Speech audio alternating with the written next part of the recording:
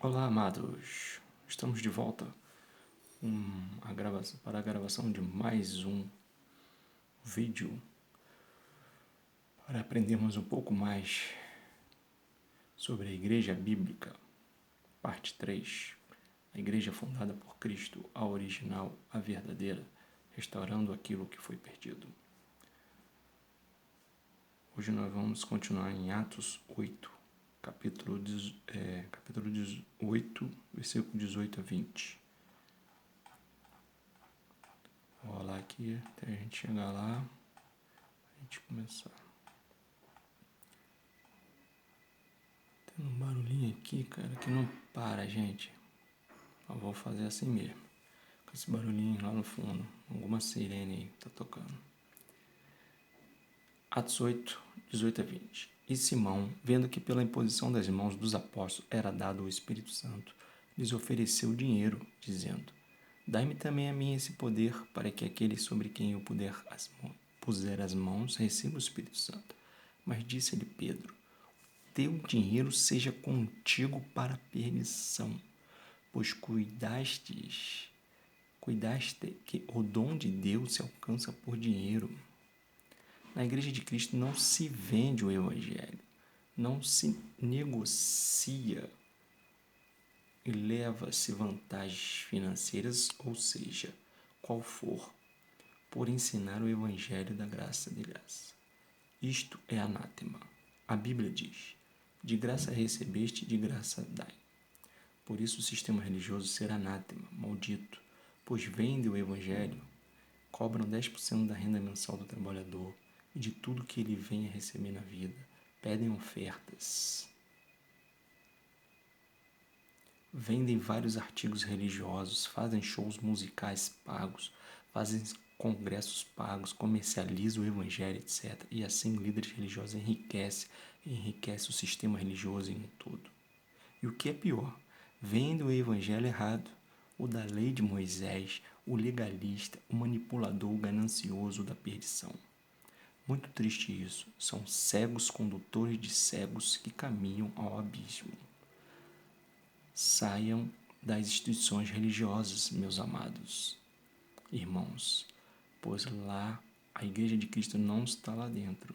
Lá estão os religiosos que mentem ou por sofismas ou por paralogismo. Sofisma mentem por má fé e paralogismo eles mentem porque foram ensinados o evangelho errado para eles e eles repassam esse evangelho errado para frente. Mas de qualquer maneira são mentirosos. Estão mentindo, estão oprimindo o povo. Atos 8, capítulo 8, versículo 25. Tendo eles, pois, testificado e falado a palavra de Deus, voltaram para Jerusalém e em muitas aldeias dos samaritanos anunciaram o Evangelho. Os apóstolos eram incansáveis na propagação do Evangelho da graça de graça. A cada dia eram acrescentadas dezenas de pessoas à Igreja de Cristo. Atos 9, versículo 1 a 31. E Saulo, respirando ainda ameaças e mortes contra os discípulos do Senhor, dirigiu-se ao sumo sacerdote e pediu-lhe carta para Damasco, para as sinagogas, a fim de que, se encontrasse algum destes caminhos, quer os cristãos, quer homens, quer mulheres, os conduzisse presos a Jerusalém. E, indo no caminho, aconteceu que, chegando perto de Damasco, subitamente o cercou um resplendor de luz do céu. E caindo em terra, ouviu uma voz que lhe dizia: Saulo, Saulo, por que me persegues? E ele disse: Quem és, Senhor? E disse o Senhor: Eu sou Cristo, a quem tu persegues. Duro é para ti recalcitrar contra os aguilhões. E ele, tremendo e atônito, disse: Senhor, que queres que eu faça? E disse-lhe o Senhor: Levanta-te e entra na cidade, e lá se será dito o que te convém fazer. E os homens que iam com ele pararam espantados, ouvindo a voz, mas não vendo ninguém. E Saulo levantou-se da terra e, abrindo os olhos, não via ninguém. E, guiando-o pela mão, o conduziram a Damasco. e esteve 3 dias sem ver, e não comeu e nem bebeu. E havia em Damasco um certo discípulo chamado Ananias, e disse-lhe o Senhor em visão: Ananias. E ele respondeu: Eis-me aqui, Senhor. E disse-lhe o Senhor: Levanta-te e vai à rua chamada Direita, e pergunta em casas de Judas por um homem de Tarso chamado Saulo, pois eis que ele está orando. E numa visão ele viu que entrava um homem chamado Ananias e punha sobre ele a mão, para que tornasse a ver. E respondeu Ananias: Senhor, há muito ouvi acerca deste homem, quantos males tem feito aos teus santos em Jerusalém. E aqui tem poder dos principais dos sacerdotes para prender a todos que invocam o teu nome. Disse-lhe, porém, o Senhor: Vai, porque este é para mim um vaso escolhido para levar o meu nome diante dos gentios e dos reis e dos filhos de Israel. E eu lhe mostrarei quanto deve padecer pelo meu nome. E Ananias foi, entrou na casa e, impondo-lhes as mãos, disse: Irmão Saulo, o Senhor que eu te apareceu no caminho, por onde vinhas, me enviou para que tornes a ver e seja cheio do Espírito Santo. E logo lhe caíram dos olhos como que umas escamas, e recuperou a vista, e levantando-se foi batizado por Cristo. E tendo comido, ficou confortado. E esteve Saulo alguns dias com os discípulos que estavam em Damasco. E logo nas sinagogas pregava a Cristo que este é o Filho de Deus. E todos os que ouviam estavam atônitos e diziam: Não é este o que em Jerusalém perseguia os que invocavam este nome? E para isso veio aqui, para os levar preso aos principais dos sacerdotes? Saulo, porém, se esforçava muito mais e confundia os judeus que habitavam em Damasco, provando que aquele era o Cristo. E tendo passado muitos dias, os judeus tomaram conselho entre si para o matar. Mas as suas ciladas vieram ao conhecimento de Saulo, e como eles guardavam as portas, tanto de dia como de noite, para poderem tirar-lhe a vida, tomando-o de noite, os discípulos desceram dentro de um cesto pelo muro. E quando Saulo chegou a Jerusalém, procurava juntar-se aos discípulos, mas todos o temiam, não crendo que fosse discípulo. Então Barnabé, tomando-o consigo, o trouxe aos apóstolos. Ele lhes contou como no caminho ele vira o Senhor e lhe falara, e como em Damasco falara ousadamente em nome de Cristo, e andavam com eles em Jerusalém, entrando e saindo, e falava ousadamente no nome do Senhor Yahushua, o Cristo. Falava e disputava também contra os gregos, mas eles procuravam matá-lo. Sabendo, porém, os irmãos o acompanharam até Cesareia e o enviaram a Tarso. Assim, pois, as igrejas em toda a Judéia e Galiléia e Samaria tinham paz e eram edificadas e se multiplicavam, andando no temor do Senhor e consolação do Espírito Santo. Saulo, que era religioso judaico, teve um encontro pessoal com Cristo a caminho de Damasco, se convertendo ao Evangelho da Graça e se tornando cristão com isso. E de perseguidor passou a ser perseguido por se juntar aos cristãos pela primeira instituição religiosa criada para dominar pessoas, a judaica, fundada aproximadamente 1000 anos antes de Cristo. A segunda foi a católica, aproximadamente fundada no ano 300 depois de Cristo, e depois a evangélica, que foi fundada em 1517 depois de Cristo. A perseguição que é falada na Bíblia foi no sentido de quererem calar a Igreja de Cristo por estar ensinando a salvação e liberdade em Cristo, e com isso o sistema religioso perdia o domínio sobre as pessoas que eles manipulavam. A perseguição era violenta pelos religiosos, batiam, aprisionavam e matavam quem fosse cristão.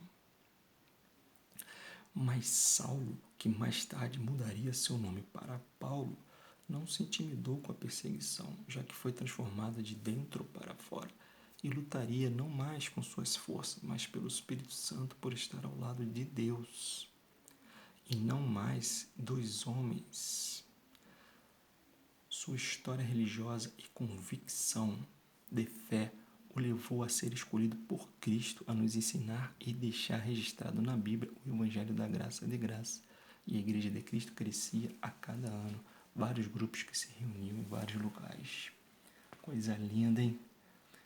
Essa passagem mostra que muitas pessoas vão sair de dentro das religiões. Paulo saiu da religião judaica. Ele era um religioso judaico. E Cristo o chamou ou tirou lá de dentro da religião judaica, do sistema religioso que começou lá, com a religião judaica. Hoje é a mesma coisa. Há muitas pessoas dentro das instituições religiosas católica e evangélica que Deus vai chamar, vai tirar lá de dentro, vai fazer essas pessoas enxergarem o Evangelho da Graça de Graça e vai as usar para divulgar esse verdadeiro Evangelho que as instituições religiosas não ensinam, porque elas querem prender as pessoas para as tradições religiosas e não levá-las a Cristo. Porque um verdadeiro cristão leva outras pessoas a Cristo e não a sistemas religiosos ou próprios sistemas que possa criar essa pessoa. Então, essa é uma marca do cristão. Você sabe quando é cristão? Quando a pessoa leva o outro, divulga o Evangelho da Graça de Graça, e o dinheiro é para abençoar o pobre, que caso arrecade, e o tempo também é para abençoar o pobre, a vida do pobre. Tem que ter muito cuidado. Vamos continuar. Atos 10, versículo 25 a 26. E aconteceu que, entrando Pedro, saiu Cornélio a recebê-lo, e prostrando-se a seus pés o adorou. Mas Pedro levantou, dizendo: Levanta-te, que eu também sou homem.